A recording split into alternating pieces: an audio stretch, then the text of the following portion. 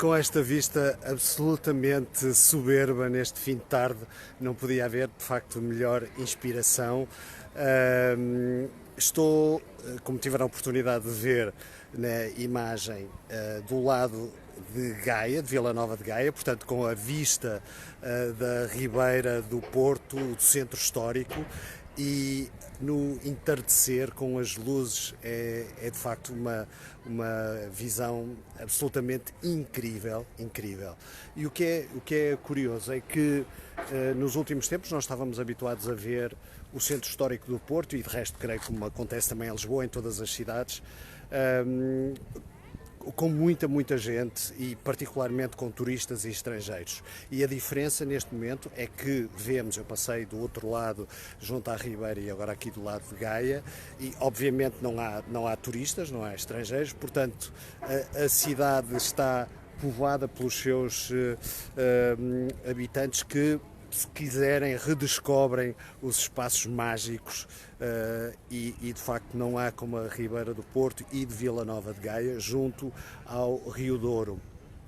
No entardecer, quando as luzes começam a acender, e vejam só atrás de mim, portanto podemos ver lá em cima o Palácio do Bispo, ao lado fica a Sé do Porto, vimos ali a ponte obviamente de Luís I, mas absolutamente fantástico o reflexo das luzes no Douro, e lá atrás, na direção da Foz do Mar, o sol a acabar de se pôr, que dá estes tons, estas tonalidades absolutamente incríveis. E como não podia deixar de ser, os barcos rabelos aqui junto ao Rio Douro. Lembro para aqueles que não estão tão familiarizados com o Porto, ou que não são do Porto, que deste lado de Gaia ficam concentradas as caves de vinho do Porto. Eu vou mostrar a imagem daquele lado. Olá, boa noite, Nel. Ainda bem, eu também. Vou mostrar a imagem do outro lado, virar. Portanto, vem lá em cima o Mosteiro da Serra do Pilar, com a igreja, e aqui nesta zona, portanto, das caves de vinho de Porto, toda esta marginal, vê-se algumas pessoas a darem o seu passeio de fim de tarde. Podem ver aqui, portanto, toda esta zona das caves de vinho do Porto, tradicionais, e a imagem, de facto, não me canso de olhar esta imagem do Porto vista daqui. Em frente a nós vemos a Praça da Ribeira, também conhecida como a do Cubo.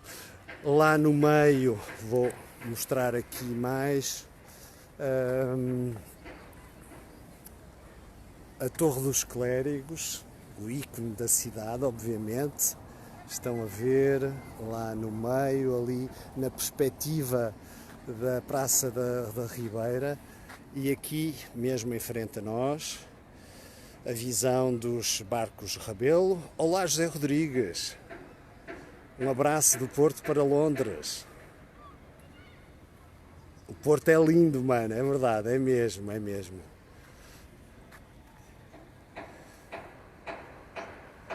E podem ver aqui novamente a perspectiva da ponte Luís I. São bonitas as imagens, não são, José? Um abraço também para Londres, espero que esteja aí tudo bem. Olá, Manuela, boa noite. Perguntaram-me há tempos uns amigos franceses, se eventualmente estiverem a ver, Bonsoir la France, junto à ponte de Luís I. Vou virar agora a imagem. Junto à ponte Luís I, que estávamos a ver ali na perspectiva, é possível ainda ver os pilares da antiga ponte Pêncil que existia. Portanto, a ponte Luís I foi inaugurada, creio que em 1886, e anteriormente, entre os anos 40 e os anos 80 do século XIX, existia a chamada ponte Pêncil. Daquele lado ainda é possível ver dois pilares que faziam parte da estrutura dessa ponte Pêncil. Do lado de Gaia já não existem, portanto, essa ponte durou até à construção da ponte Luís I, que na altura, e também ao contrário do que muita gente pensa, não foi desenhada pelo Eiffel, pelo engenheiro francês Gustave Eiffel, mas sim por um belga, Zierig, que de resto fazia parte da mesma escola e que era seu associado na sua empresa. O Eiffel, sim, foi o responsável em termos de desenho da ponte Maria Pia, a ponte do Caminho de Ferro, que não conseguimos ver daqui, que está desativada, obviamente, mas esta ponte, na altura, a ponte Luís I, foi considerada uma das mais avançadas em termos técnicos, digamos assim, visto ter dois níveis, se quiserem, e continua a funcionar. Porque se chama Praça da Ribeira? Boa pergunta, mano. Isso traz água no bico. Praça da Ribeira. A Praça da Ribeira, que vou ver se consigo mostrar ali em frente. Portanto, ela está no enfiamento da perspectiva da Torre dos Clérigos, lá ao fundo. Mas toda esta zona ribeirinha era fechada pela muralha, pelas chamadas muralhas fernandinas, que existem ainda um troço a ponte ali por trás da ponte Luís I, é aliás o único traço da muralha que existe ainda, mas ela descia aqui em direção à zona ribeirinha e fechava completamente toda esta zona. Ou seja, a estrutura que nós vemos aqui em frente fazia parte das muralhas ditas fernandinas, construídas no século XIV, e que continuava a estrutura ali ao fundo. Temos a zona junto à Casa do Infante, e um pouco mais à frente, ali na curva, subia, e uma das portas que ainda é possível ver, creio que é a única que resta, que é a porta do Postigo do Carvão.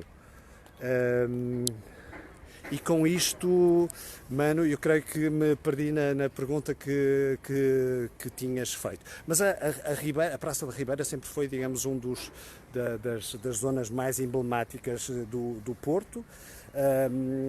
E é possível ver pelas imagens, nomeadamente fotografias do século XIX, que ela mantém-se basicamente como era. E em termos de alterações, portanto, tem a fonte da Ribeira, a dita fonte antiga, mas o que é curioso no traçado atual da Praça da Ribeira, tal como a vemos hoje, ela foi alterada na segunda metade do século XVIII. Como sabemos, em Lisboa, após o terremoto de 1755, a Lisboa foi completamente reconstruída, chamada a Baixa Pombalina. O Porto, felizmente, não foi afetado, ou não foi tão afetado, obviamente, como o terremoto, mas ainda assim houve um projeto na Praça da Ribeira que era para fazer uma praça simétrica, e desse projeto apenas um dos lados, o lado poente, foi terminado, e as arcadas, aliás, de certa maneira, têm algumas reminiscências com as arcadas da Praça do Terreiro do Paço do Comércio em Lisboa. Do lado nascente não chegou a ser, portanto, não se chegou a concluir esse projeto dos Almadas, e toda esta zona aqui, digamos, é a zona do Porto Histórico, do Porto medieval, se quiserem, as ruas mais antigas do Porto, que vão da Ribeira até à Sé, como diz a canção.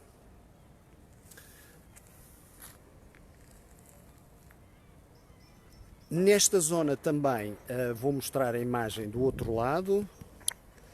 Portanto, junto à localização da ponte Luís I, ao lado tínhamos a ponte Pêncil, que existem ainda a estrutura, os pilares do lado do Porto. Era isso que eu ia agora falar, mano. Havia a Ponte das Barcas. Ora, a Ponte das Barcas estava ligeiramente mais ao lado, portanto aqui nesta zona, e ela existia já no início do século XIX, atravessava, digamos, aqui e existiu até à construção da ponte Pencil. Mas o que é curioso é que, obviamente, um dos episódios mais trágicos da história da cidade do Porto, da cidade invicta, vou-me pôr assim deste lado, com a perspectiva do Porto daquele lado, que aconteceu quando das invasões francesas, a segunda invasão comandada pelo Marechal Soult, e as tropas francesas que entraram pelo norte de Portugal, quando finalmente chegaram à cidade do Porto. Na altura existia a Ponte das Barcas, que não era mais do que uma estrutura assente sobre barcas colocadas umas ao lado das outras, e como é fácil de imaginar, quando as tropas francesas entraram finalmente na cidade, muita da população tentou fugir, precipitando-se para a ponte, para procurar escapar para este lado, onde eu estou, do lado de Gaia, e a ponte não aguentou digamos, com o peso, com os milhares de pessoas que se precipitaram para a ponte, e colapsou, e portanto houve muitos portuenses que morreram afogados nesse incidente trágico da ponte. Aliás, existe ainda, mais ou menos ali onde estava a estrutura da ponte, as alminhas da ponte, que assinalam a tragédia que aconteceu nesse dia, creio que um dia de março de 1809, se a memória não me falha. Foi durante a segunda invasão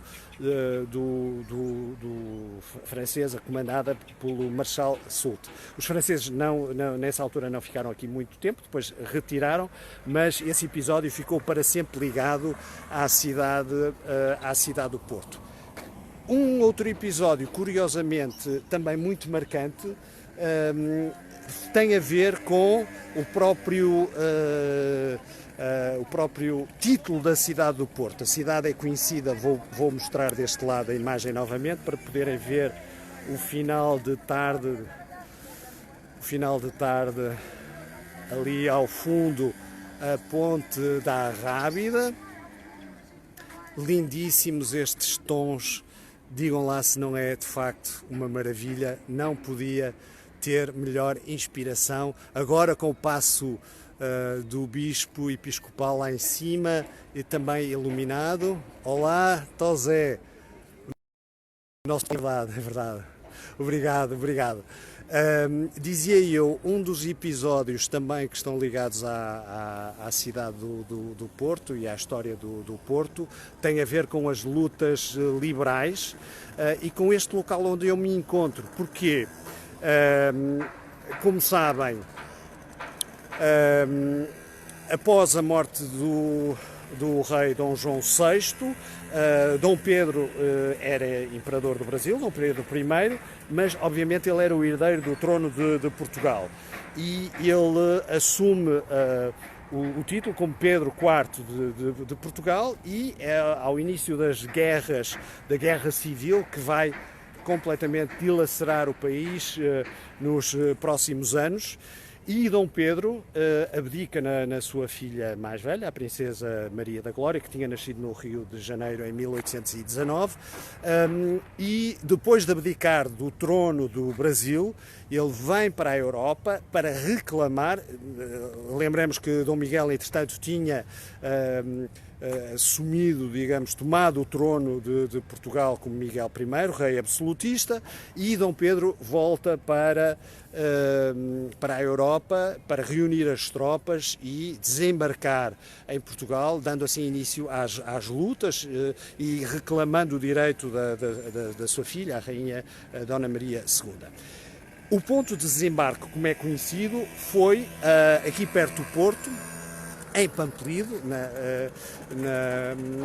na praia que é conhecida como Praia da Memória.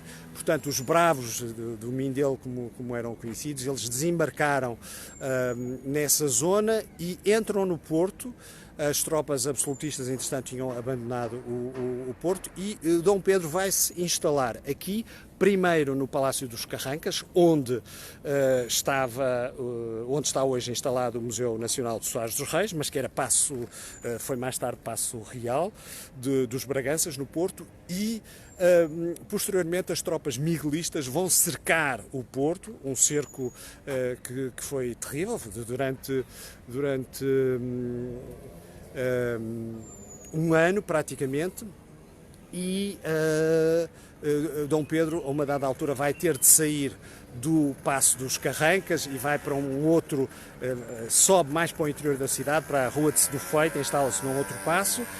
E como é sabido, isso faz parte da história, após um ano de cerco e nos combates que seguiram, as tropas miguelistas foram derrotados e Dom Pedro, em reconhecimento ao apoio que ele recebeu da população do Porto, posteriormente vai ser atribuído à cidade o título de Cidade Invicta.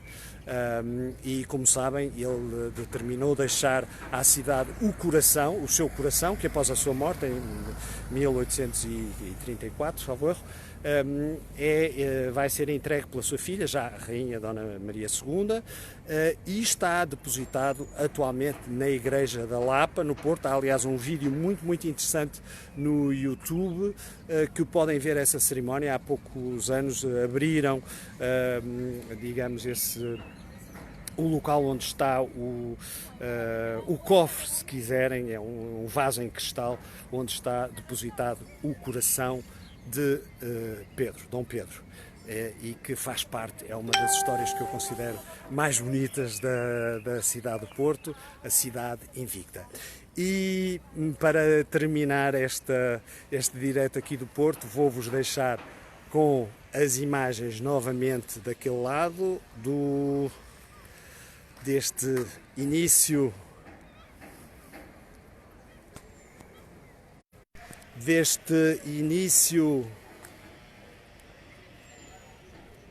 de noite, se vos conseguir mostrar. Exatamente, para vos deixar com as imagens da Ribeira do Porto, a Ponte Luís I, as luzes na cidade, absolutamente magníficas. Vejam como elas se refletem no Rio Douro, tão bonito, com a Praça da Ribeira ali em frente. Vemos aqui alguns barcos de Rebelo e lá ao fundo a luz do crepúsculo na direção do mar. E com estas imagens me despeço, quem sabe até uma próxima transmissão. Hoje foi assim, não resisti a partilhar com vocês estas imagens tão bonitas do fim de tarde, anoitecer, em direto da cidade do Porto. Fiquem bem, resguardem-se e até uma próxima oportunidade. Boa noite.